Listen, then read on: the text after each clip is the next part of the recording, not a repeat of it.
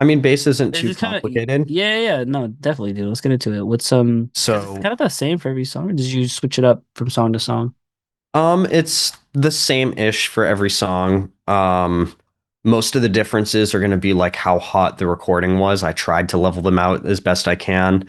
Mhm. Um, where the position of the pickups, like height-wise, where I've adjusted it throughout, the 3 years we've recorded this. So like it's gonna have slightly different frequency responses. But for the most part, I used the same patch on my fractal. So it should be relatively Hmm. consistent.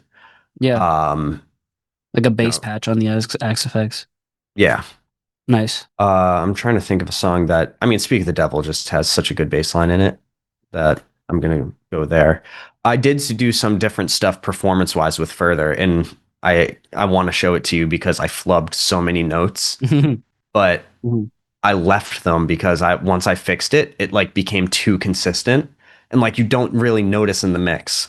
But either way, it was two tracks. One is a bass amp and the other one's a DI. So I know that this one was the amp and this one was the DI. I should have labeled it better.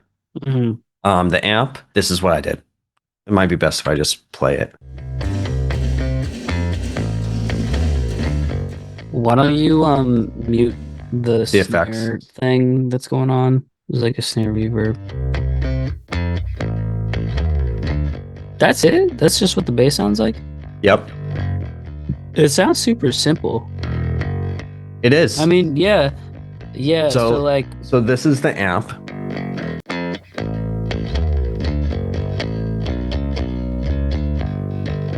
Now, in isolation, that sounds better than this, right? Um, what I did was, or we can actually do it this way.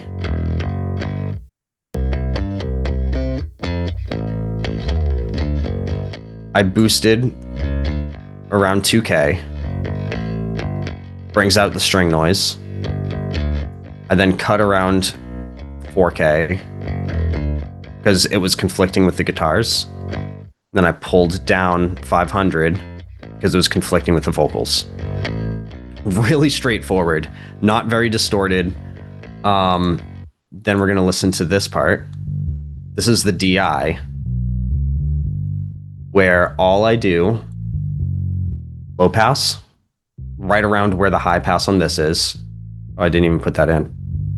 So the high pass, so they make room for each other. 175 ish, just where I landed, into an LA2A. I usually have it hitting a lot harder. This is just where it landed using my ear. mhm. Um, those sum together, and we have quite a bit going on in the summing. So we have more LA2A, Pro MB's bypass, so I'll just keep that in mind. Saturn, of course, same exact reasons that I was talking about. Very bitey. Yeah, That brings out distortion, harmonics, and such. the compression does. Yep. Interesting. And this just is cutting a whole lot. So this was like everything below 50 doesn't need to exist because that's where the kick drum lives. Um, that's a dynamic EQ here because it just was a little too resonant. Looks like another dynamic band here. Again, anytime there's a resonance or something I don't like, I'm just dynamically EQing it. A lot of these choices I did end up making when we'll get to this at the end, but Nick called it crackhead referencing. It's a lot. What I ended up doing is CLA Mix Hub for some EQ, more high pass and low pass because shit was just making its way Oh, through. you're talking about when you like listened Yeah, to different ranges of your of my reference reference track. and Yeah, matched so it. I know what you mean. I was trying to figure out what you meant by that. Yeah, so it's It's like the reference track is playing, but you're listening to just the mid range of like your reference song that you yeah, model your mix after, and then you listen to just the mid range of your song, and then you yeah, see where your mid range is hitting compared to their mid range. It's like a more in depth version of referencing, basically. yeah. And it's one of those things where like I wouldn't recommend this to anyone who doesn't really have the fundamentals down because you'll chase things that I know the difference between a tonal difference and a leveling difference, especially when I'm going, like when you're going in there, it's hard to be like, well, there's a lot of guitars there. It's like, okay, well, unmute and take a step back. Does your guitar tone have a lot of that frequency? If it does, then you should probably boost your levels. If it doesn't, don't worry about your guitar tone not being there, you know? Or maybe that's what you're looking for and you should boost that in your guitar tone a little bit. All of those decisions you have to be like very quick to do small tweaks to, but then immediately be like, nope, I don't like it. Like the biggest thing about mixing that I experience is the more resistance I have to undoing, the worse my mix sounds. I have to be able to go, I just spent the last half hour tweaking something and I thought it sounded good, but when I came back to it, it's garbage. Start from the beginning. Yep. Rework from scratch. Don't try to tweak it until it sounds good. Start from the beginning. And you'll save time that way too. Yep. If you do it that way. It could mean that you're deleting plugins. It could mean that you're going back to an old save of the session file because all you were doing was tweaking this one plugin. Like I'll spend so much time in a channel strip, and it's because these tools are so powerful and they do so much. Again, LA3A, get more mid-range. This is stuff I was doing to match my references. You can actually see when I use Pro Q4, that's after a certain point. When I was using Pro Q3, that was before we really started mixing. I was in the late stages of mixing when I got Pro Q4. So it's like interesting to see, like you can see like that was in 3. So I did that beforehand. Yeah. Saturn, all that. And it's one of those things that the bass by itself, not super thick. Nothing crazy going on. We switch it over to here. That's a little more follow the root note.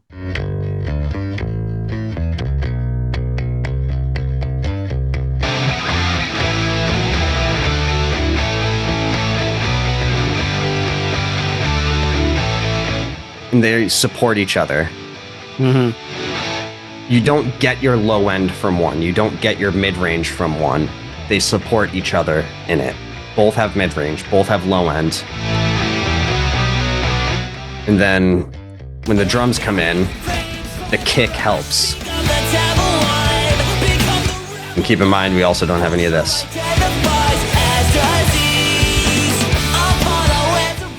So it all comes together and it all glues together. And that's sort of the point, is like, you don't want, if any of your tracks sound amazing in isolation, but bad altogether, I don't want to say you might want to try to make them sound worse, but maybe you shouldn't really care about how they sound by themselves, if that makes sense. Yeah, especially with rock and full band mixes. That's the name of the game. Everything has to sound good together. Yeah, mix everything together. That's what I say. Acoustics are here. There's some string stuff from further that we can look at. I have a question about the bass. So like, why not just rock with the bass amp? Why even incorporate the DI? Sure. So the DI, this is an instance where I am saying I want one thing to be responsible for one region and I want something else to be responsible for another. By compressing the shit out of the low end, you're making it stable and consistent. On the bass amp, it's actually a little louder. So like if we just listen to, turn this off.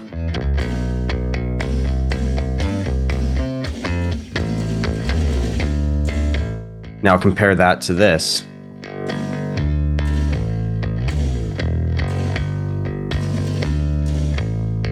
Like the low end is actually a little bit bigger in just the amp. But when you have this here, this is more consistent. When it all comes together, it's going to sound a little bit better, in my opinion. And it's one of those things where I remember when you were mixing your album, you're like, how do you get consistent low end? And part of me was like, you don't. Like, it's a bass guitar. Like, the point of a rock band is it's not going to be consistent. But, like, this still has inconsistencies all over it. And it just glues together and becomes this. When you have too much low end, so like, let's say I mute this.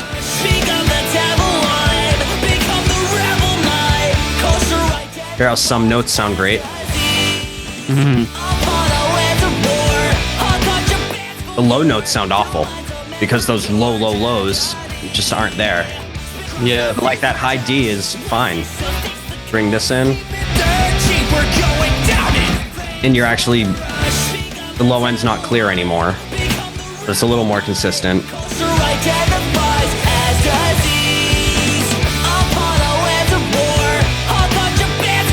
Now it's clear and it's consistent, and you can bring it to taste. You know, you want it to. Yeah, yeah. So, okay, cool. So you like kind of use the DI for the low end and to manage it a little bit more tightly.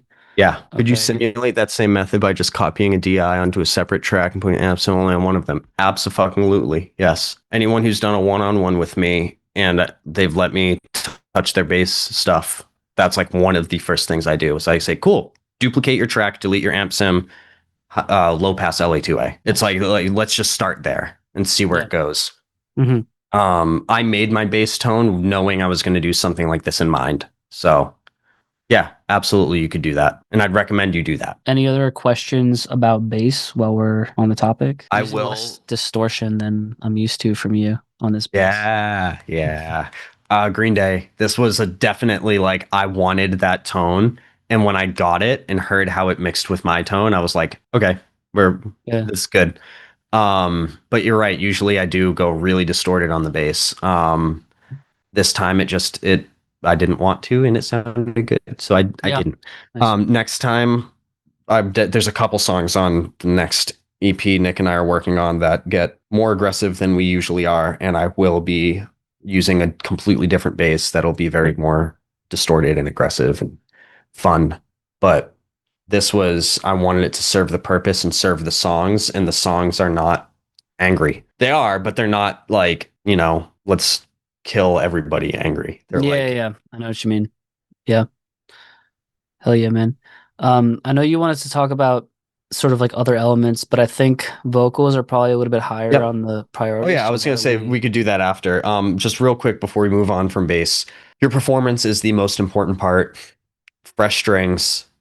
I don't care if you like the tone of your dead strings. Buy foam to put under new strings. You cannot get high-end clarity. You cannot get high-end definition if your strings are dead. If you have poor intonation on your bass, if it's not set up right, you're going to have to pitch correct everything and it's not going to sound natural. You need to have it set up properly. Fresh batteries, if it's an active bass.